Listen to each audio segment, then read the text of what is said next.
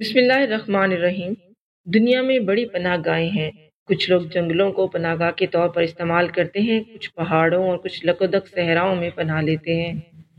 آپ کو معلوم ہوگا کہ افریقہ کے جنگل بڑے مشہور ہیں۔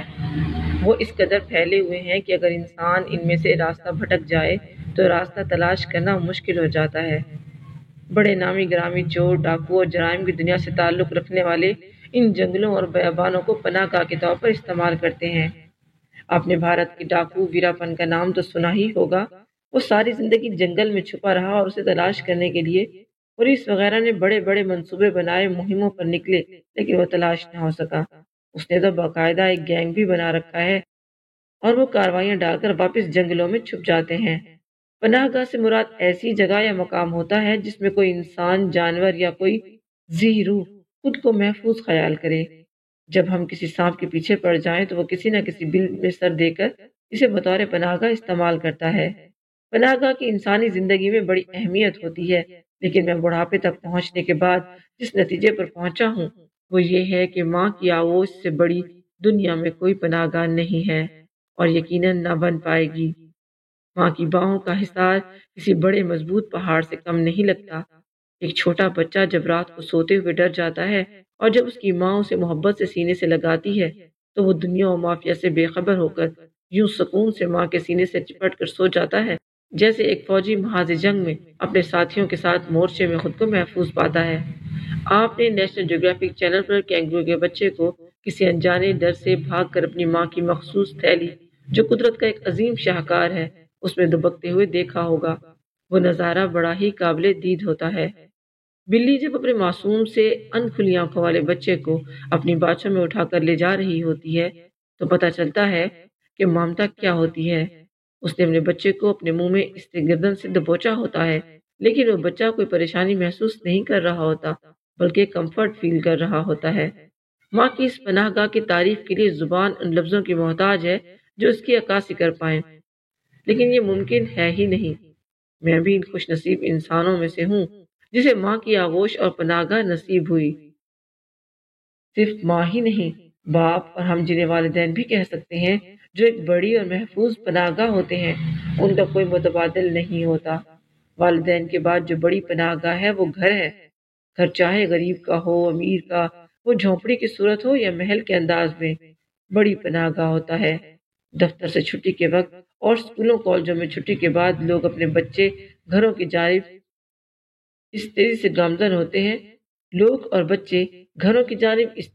گامزن ہوتے ہیں کہ جیسے بڑا طوفان آنے والا ہے یا کوئی بڑی افتاد پڑنے والی ہے، جو ہر کوئی گھر میں جلد سے جلد پہنچنے کی فکر میں ہوتا ہے۔ اس جلدی میں بعض لوگ تو سرخ بتی کی پرواہ بھی نہیں کرتے۔ بس ہوائی جہاز یا کسی سائیکل سوار سے پوچھیں کہ آپ کہاں جا رہے ہیں تو اکثریت کے الفاظ یہی ہوتے ہیں کہ ہمیں گھر پہنچنا ہے۔ ہر شخص جلدی میں ہوتا ہے۔ میں اسلام آباد سے لاہور آ رہا تھا، ایک صاحب بے چین اور مضطرب تھے۔ میں کافی دیر تو انہیں دیکھتا رہا اور حسب عادت مجھ سے رہا نہ گیا اور میں نے ان سے پوچھ ہی لیا کہ جناب آپ بڑے پریشان دکھائی دیتے ہیں، خیر تو ہے؟ کہنے لگے مجھے گھر جلدی پہنچنا ہے۔ میں نے پوچھا کیا وہاں کوئی ضروری کام ہے جو آپ جا کر کرنا چاہتے ہیں؟ فرمانے لگے نہیں۔ میں نے کہا پھر کوئی بات نہیں، آرام سے بیٹھے رہیے، آخر تو پہنچ ہی جانا ہے۔ وہ پھر بولے یہ ڈرائیور ہی بڑا سست ہے، اتنی دیر میں تو ہم آدھا سفر طے کر چکے ہوتے اور جلد گھر پہنچ جاتے، لیکن اس نے تو حد ہی کر دی۔ یہ ایسی مثالیں ہیں جنہیں ہم روزمرہ کی زندگی میں نوٹ کر سکتے ہیں۔ میں بھی ان لوگوں میں شامل ہوں، گھر جاتے ہوئے بار بار گھڑی دیکھتا ہوں، حالانکہ جانا تو گھر ہے، چند منٹ تاخیر بھی ہو گئی تو کون سی مشکل پڑ جائے گی۔ ایک بار ڈیرے پر ہم نے بابا جی سے پوچھا کہ سرکار انسان کو پناہ کہاں ملتی ہے؟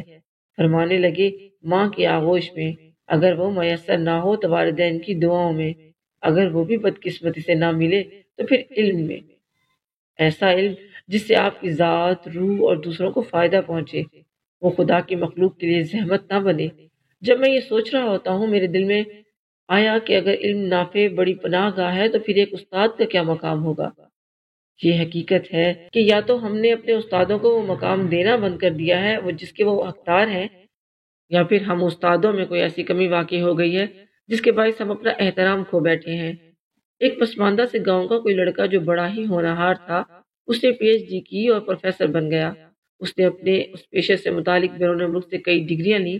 وہ اپنے اس پیشے میں بہت ہی طاق تھا۔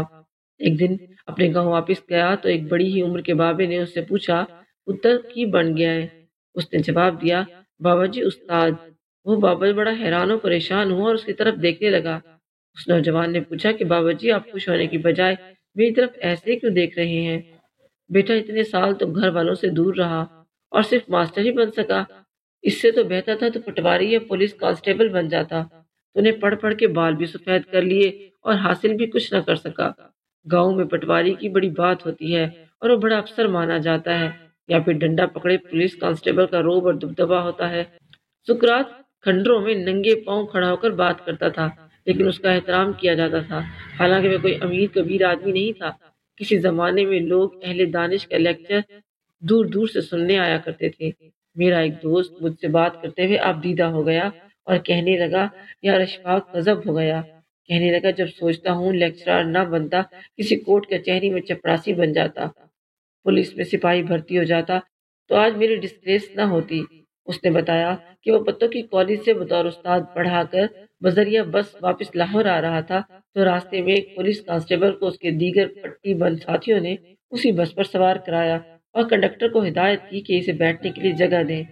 اتفاق سے اس بس میں یا تو خواتین تھیں اور یا پھر زیادہ عمر کے لوگ تھے۔ ایک دو نوجوان تھے، وہ اپنی سیٹوں پر سوئے ہوئے تھے۔ اس صورتحال میں کنڈکٹر نے یہی مناسب سمجھا کہ مجھے اٹھا کر اس پولیس کانسٹیبل کو بٹھا دے۔ اس نے مجھ سے درخواست کی کہ اگر آپ تھوڑی دیر اس سیٹ سے اٹھ جائیں تو آپ کی بڑی مہربانی ہوگی۔ اس ملازم یعنی پولیس والے کو بٹھانا ہے، یہ ہماری مجبوری ہے، یہ روز یہاں سے گزرتا میاں ہماری مجبوری ہے، روز یہاں سے گزرنا ہوتا ہے، بات نہ مانے تو بلا وجہ روک کر تنگ کرتے ہیں۔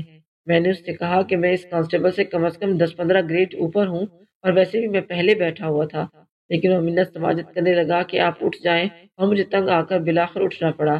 ہمارے قریب کھڑا وہ سپاہی ہماری باتیں سن بھی رہا تھا اور اسے بھی معلوم تھا کہ میں ایک استاد ہوں۔ ایسے واقعات سامنے آتے رہتے ہیں۔ بات وہیں آ کر رکتی ہے کہ کمی دونوں اطراف سے ہے، اس کی وجہ کسی ایک کی غلطی نہیں بلکہ استاد اور معاشر دونوں برابر کے ذمہ دار ہیں۔ دوسری بات یہ کہ ہماری اقتصادی ضروریات یا مالی مجبوریاں اس قدر بڑھتی جا رہی ہیں کہ ہم اپنی معاشرتی اقدار کو پس انداز کیے جا رہے ہیں۔ جب ہم اسکولوں میں پڑھا کرتے تھے، اس وقت اگر کوئی استاد سامنے آتا دکھائی دیتا تو ہم راستہ چھوڑ دیتے۔ یہ خوف نہیں ہوتا تھا بلکہ احترام کی ہی ایک قسم تھی۔ اب میں دیکھتا ہوں کہ استاد اور شاگرد موٹر سائیکل پر اکٹھے گھومتے ہیں۔ میں اس طرح کے میل جول کے خلاف نہیں، لیکن ایک لمٹ بہت ضروری ہے۔